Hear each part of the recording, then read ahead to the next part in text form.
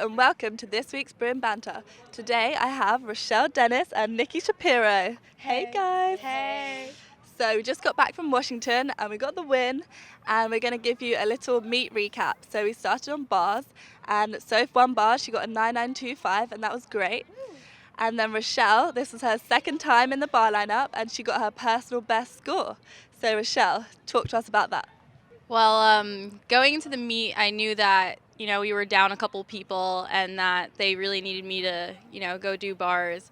It was a little nerve-wracking, but I think everybody gets nerves, like, before their competition or before they compete. So kind of just, like, bottling up that nerves and trying to be there for my team. And I wanted to, like, go out and do it for them. So, yeah, I love you guys. And then we went to Vault, where Shell and I, as she just mentioned, our team was a bit low on people, so we stepped in again. And that was your first time in the Vault lineup. And how was that? Well, going back to last year, like in the gym, I really struggled with vault. I think I landed on my face a lot, but moved past that. And this year I definitely haven't had any of those days, and really have worked hard to try to be in the vault lineup. And I finally got my opportunity, and wanted to do that for my team. So it's that. Good job, Shell. I remember last year one time when you set the vault for yourself and you put it on the wrong height, and that was probably one of the days where you landed on your face a few times. It probably was. I was a little spacey last year. I was there physically, but mentally I probably was in Mars or something. But I brought it back down to earth this year, and really I'm an earthling, so welcome to our planet. Thank you. After that, we went to floor, and Angie and Kwa got 995s and they won. And Kwa is number one on floor in the nation. So Nicki, do you want to talk a bit about that? Yes, Kwa is amazing, of course. Her floor routine, she's come in clutch in so many meets, and she is she deserves to be the MVP of the floor in the nation. And after that, we went to Beam, and we only had 5 people in our lineup, and luckily we all hit, so that was great. And it was your second time, Nicki, in the lineup. So how has it been coming into our Beam lineup? Well, Beam is my favorite event, so I have really worked on being in the lineup. I really wanted that opportunity, and being in it is just so much more fun. I love breaking it out with my team. I love being on that squad and contributing to the team when I didn't think I was going to. So it's worth it. It's a lot of fun. Happy to have you in the Beam lineup.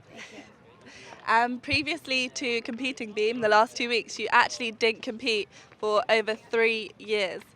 So talk to us about that. 3 years I didn't compete. I was completely out of gymnastics, and just because I didn't compete in gymnastics, I'm a very competitive person. I almost compete in every other aspect of my life, even things that aren't even competitions. So it's natural. It's natural nature for me, and it's what I love to do. So it doesn't even feel different. I really just go out and have fun, and I love it. And I've heard Miss Val say about both of you that you're very coachable people. But Rechelle, you actually didn't start gymnastics till you were 9 years old. Yep. So Nicki started when she was 2, I started when I was 5, and these are normal ages to start to get to this level. But Rechelle, tell us about how you got into gymnastics. Okay, so I always had a lot of energy when I was little.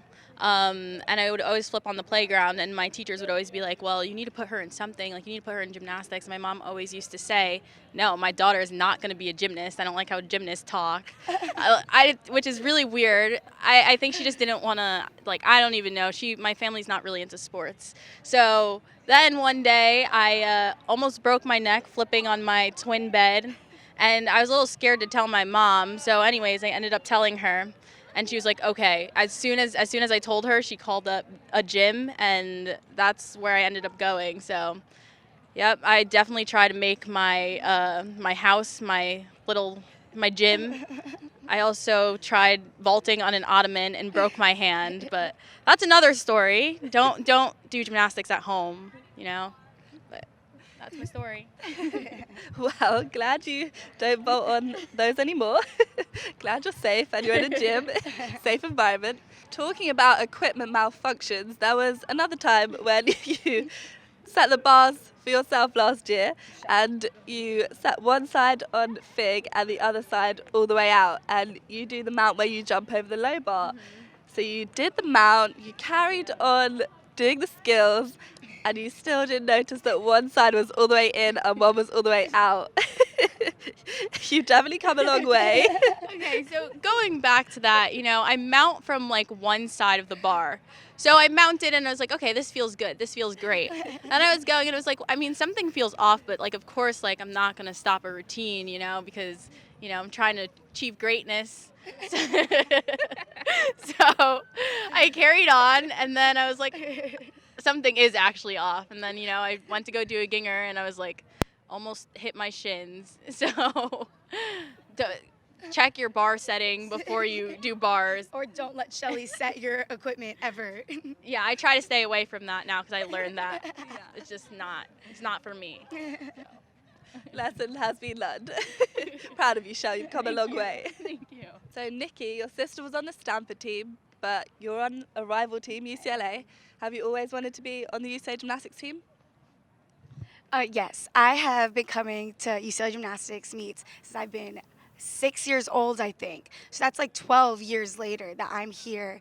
I was even like a Danusia fan before I came here. I still am a Danusia fan. Like goals, right? Goddess up in here. But now we're friends. Like people say dreams do come true. And yes, I've always wanted to be on the UCLA Gymnastics team, going back to that. Partially because it's UCLA Gymnastics, of course. Other part is because Danusia Francis. Goals. Thanks, Nick. And now, on to the Twitter questions from this week.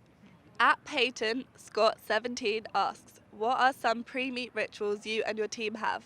One pre-meet ritual that I have is I have to go to the bathroom. Like I have this nervous pee that just like rushes over me, like with like nerves. Like I don't know if you guys get that too, or Yeah, is I that do. just me? Okay, I thought it was a little weird for that, but yeah. So I definitely go to the bathroom and get out my nervous pee, and then I drink some more water, and then I have to pee a little bit later, but it's all part of the process.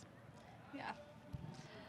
My pre-meet rituals consist of, I listen to like really loud music and I do my makeup. However, there's always that fake eyelash problem of gluing it and then trying to put it on and then having it end up on your eyebrow. So then you mess up the on fleek eyebrows. Shout out Casey Magnesium.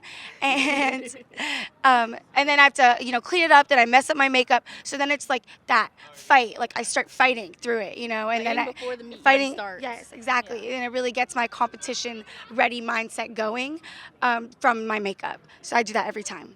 Wow. Well, your makeup is always on fleek, so if you have to have a fight with your makeup, go with it. At Koala in Scotland asks, what is the greatest lesson you've learned so far this year during your time at UCLA? The greatest lesson by far would be to always carry the journal. And anytime we have a team meeting, you must bring the journal. I have not brought the journal many times, and through the trouble and the wrath of Miss Val, I have learned to always remember my journal. What's the greatest thing that you've learned, Shell? Just to stay on track and stay focused and, kind of just work to be better every single day and pushing yourself to, do well and be the greatest you can be. Wow. So. Yeah. That's awesome. Inspiring words. And the last question is from @O to the Burn, and she asks, Nikki, do you like being compared to the dark and benevolent Queen Maleficent, #Victorian chalk globes? Maleficent is Angelina Jolie. So is that even a question? 1. 2, if I could have those cheekbones, yes, compare me. 3, just get me my pair of fairy wings. Call me Maleficent, people. Come to our meet 1 p.m. this Saturday versus ASU. Or tune into Pac-12 Networks. And if you're shorter than 4'10", you get in free. Thank you for watching Bruin Banter. Bye.